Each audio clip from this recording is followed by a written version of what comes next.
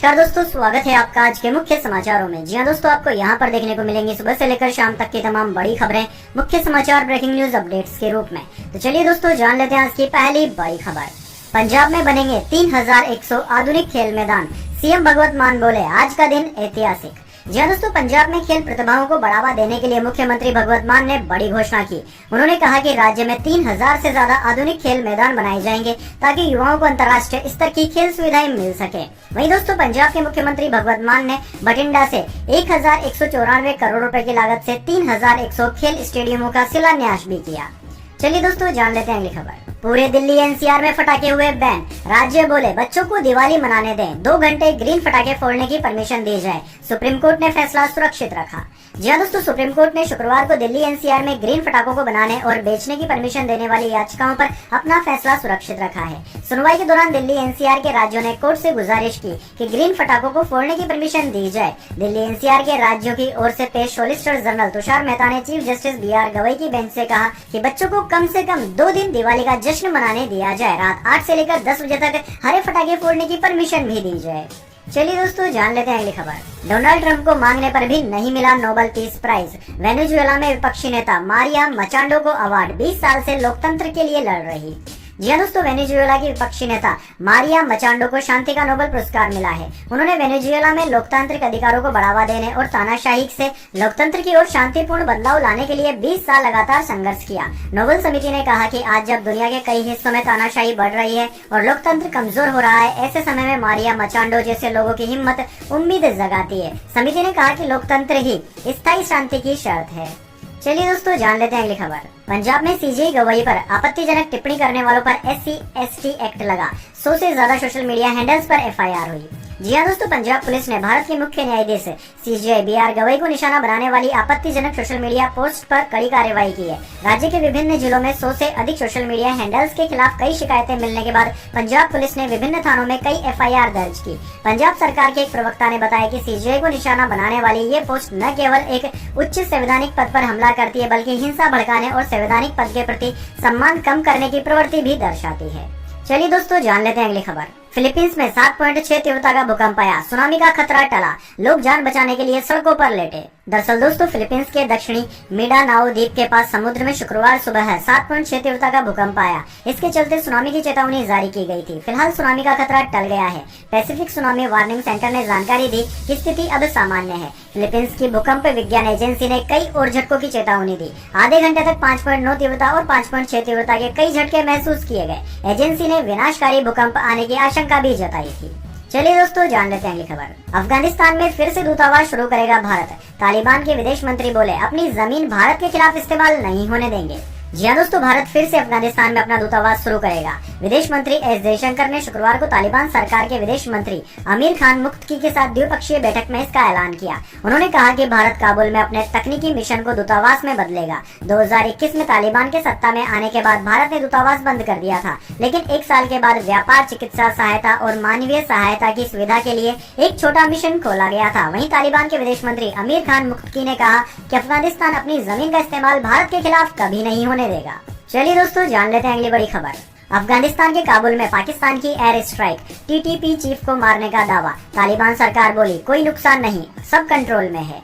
जी हाँ दोस्तों, पाकिस्तान ने गुरुवार रात अफगानिस्तान की राजधानी काबुल में तहरीक-ए-तालिबान पाकिस्तान TTP के कई ठिकानों पर एयर स्ट्राइक की। पाकिस्तानी मीडिया के अनुसार एयरफोर्स ने TTP चीफ मुफ्ती नूर वली महसूद को मारने का दावा किया है। पाकिस्तानी मीडिया रिपोर्ट्स के अनुसार मसूद पूर्वी काबुल में बने एक ठिकाने में मौजूद था। उसकी कार और गेस्ट हाउस को निशाना बनाया गया। तालिबान सरकार के मुख्य प्रवक्ता जमीउल्लाह मुजाहिद ने कहा कि विस्फोटक में किसी के घायल होने की कोई रिपोर्ट नहीं है।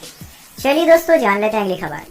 IPL ऑक्शन 13 से 15 सितंबर के बीच मुमकिन, भारत में ही होगी नीलामी, खिलाड़ियों को रिटेन करने की अंतिम तारीख 15 नवंबर। जी हाँ दोस्तों, अगला IPL ऑक्शन 13 से 15 दिसंबर के बीच भारत के ही किसी शहर में हो सकता है। इस बार मिनी ऑक्शन होना है। पिछले 2 साल नीलामी दुबई और जेदा में हुई थी। क्रिकबज़ की एक रिपोर्ट के अनुसार खिलाड़ियों की रिटेंशन लिस्ट जारी करने की आखिरी तारीख 15 नवंबर तय की गई है। रिटेंशन लिस्ट में फ्रेंचाइजी को यह बताना होगा कि अपने स्क्वाड में से किन खिलाड़ियों को वह रोक रही है और किन को ऑक्शन के लिए रिलीज कर रही है। BCCI ने इस बारे में अब तक कोई आधिकारिक बयान नहीं दिया है। चलिए दोस्तों, जान लेते हैं अगली खबर।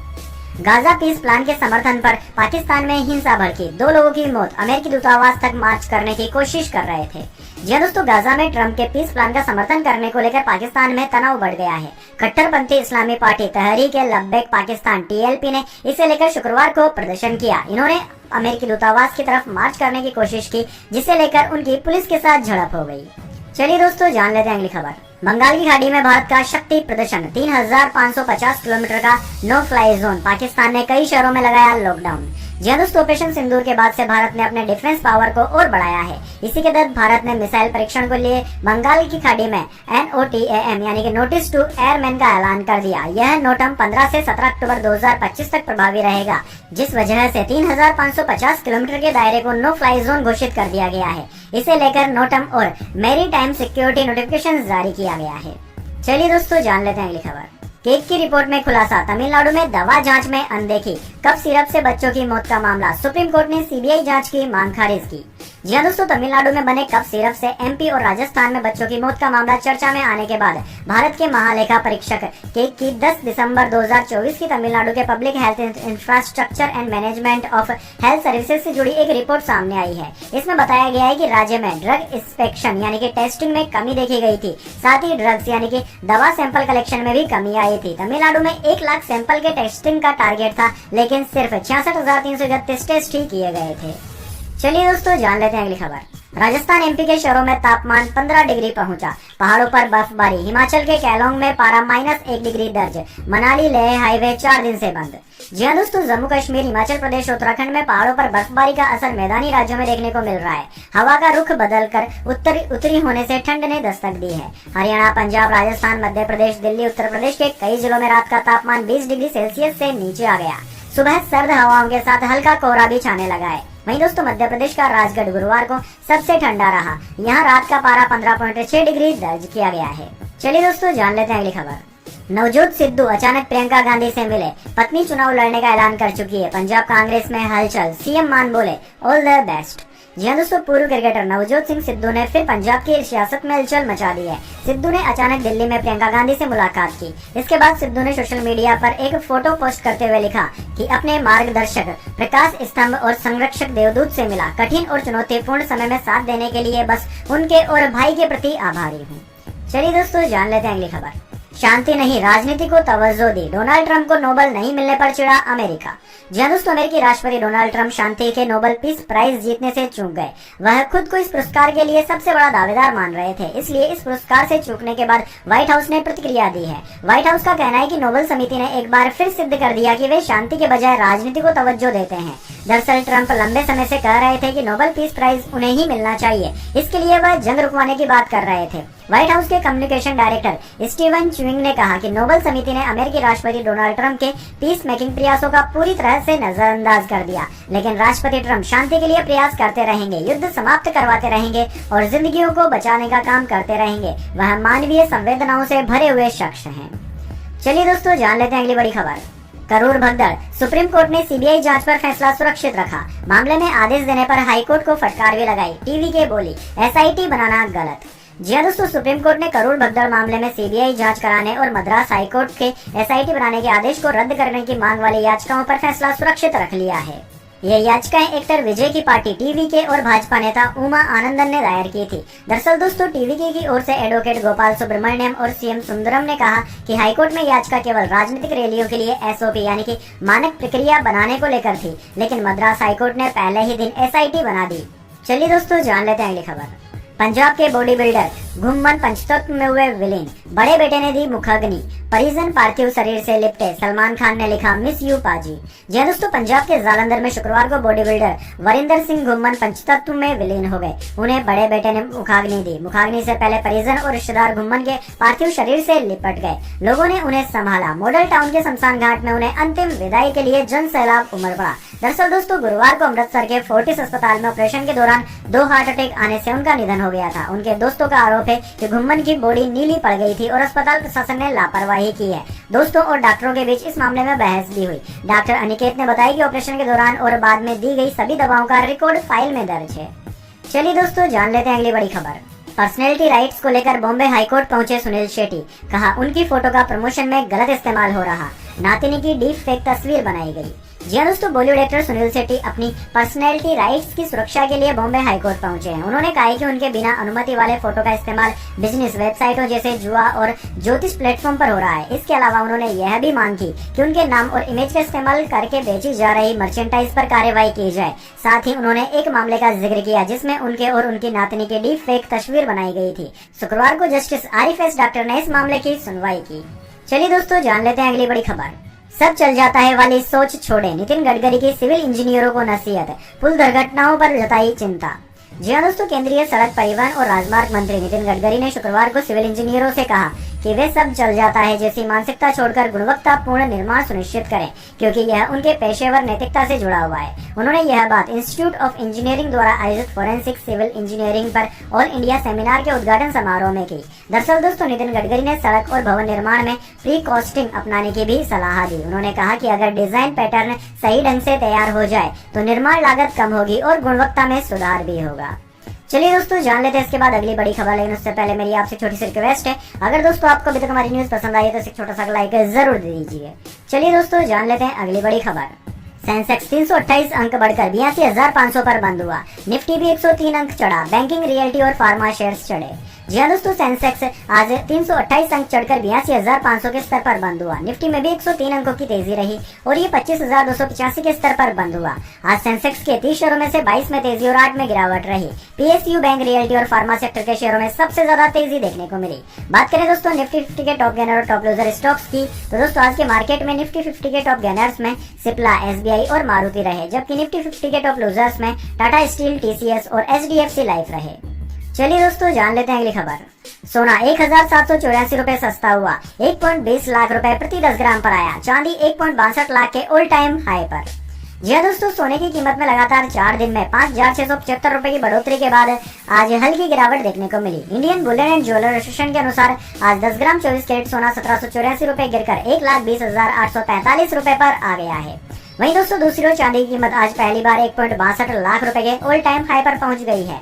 ये 2,593 रुपए बढ़कर 1,62,143 रुपए प्रति किलोग्राम पर पहुंच गई। इससे पहले गुरुवार को ये 1,59,550 रुपए प्रति किलोग्राम पर थी। चलिए दोस्तों, जान लेते हैं अगली बड़ी खबर। दिल्ली टेस्ट के पहले दिन भारत 318 रन 2 विकेट के नुकसान पर यशस्वी का 7वां शतक। वेस्टइंडीज के खिलाफ अपना बेस्ट टेस्ट स्कोर बनाया। वारिकन को 2 विकेट मिले। जी हाँ दोस्तों, दिल्ली टेस्ट के पहले ही दिन भारत ने वेस्टइंडीज के खिलाफ मजबूत पकड़ बना ली है। अरुण जेटली स्टेडियम में शुक्रवार को स्टंप तक टीम ने महज 2 विकेट खोकर 318 रन बना लिए। यशस्वी जायसवाल 173 और शुभमन गिल 20 रन बनाकर नॉट आउट लौटे। ये यशस्वी का वेस्टइंडीज के खिलाफ बेस्ट टेस्ट स्कोर है। 2023 में उन्होंने 171 रन बनाए थे। चलिए दोस्तों, जान लेते हैं अगली खबर। कांग्रेस ने 5 एमएलसी प्रत्याशी घोषित किए। अजय राय बोले सभी 11 सीटों पर लड़ेंगे। सपा से गठबंधन लोकसभा विधानसभा के लिए। जी हाँ दोस्तों, कांग्रेस ने यूपी में अगले साल होने वाले शिक्षक और स्नातक एमएलसी के 5 पदों पर अपने प्रत्याशी शुक्रवार को घोषित कर दिए। इससे पहले गुरुवार को समाजवादी पार्टी ने 5 एमएलसी प्रत्याशियों के नाम घोषित किए थे। कांग्रेस अध्यक्ष अजय राय पहले ही कह चुके हैं कि एमएलसी की 11 सीटों पर कांग्रेस अकेले चुनाव लड़ेगी। सपा से गठबंधन विधानसभा और लोकसभा चुनाव के लिए हुआ है। चलिए दोस्तों, जान लेते हैं अगली खबर। 70वां फिल्म फेयर अवार्ड 2025। 17 साल बाद शाहरुख खान करेंगे होस्टिंग। कार्यक्रम में दिखेगा गुजरात का पर्यटन। पहली बार परफॉर्मेंस देंगी अनन्या पांडे और सिद्धांत चतुर्वेदी। जी हाँ दोस्तों, फिल्म फेयर अवार्ड इस साल एक बार फिर गुजरात में आयोजित किया जा रहा है। 70वां फिल्म फेयर अवार्ड 2025 का आयोजन 11 अक्टूबर 2025 को अहमदाबाद के ईका एरिया स्टेडियम में होगा। किंग खान शाहरुख खान 17 साल बाद इस इवेंट की मेजबानी करेंगे। शाहरुख खान, करण जौहर और मनीष पॉल इस रात को और यादगार बनाएंगे। चलिए दोस्तों, जान लेते हैं अगली खबर। 75 साल की उम्र में 1.5 किलोमीटर पैदल चले रजनीकांत। महाअवतार बाबा की गुफा में किया ध्यान। 6 दिनों की आध्यात्मिक यात्रा पर लौटे।